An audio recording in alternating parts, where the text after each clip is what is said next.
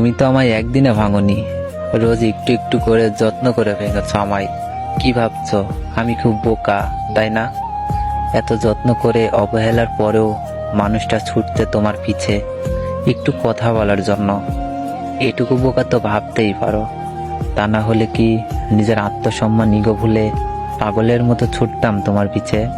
তবে এটা মানতেই হবে, তুমি নিখুঁত মাপের অনেক বড় অভিনেতা। তবে বেইমানির বা ছলনাময়ীর জন্য যদি কোনো স্বর্ণপদক বা নোবেল পুরস্কার থাকতো, তবে বিশ্বাস করো সবার আগে তুমিই পাইতা সেটা।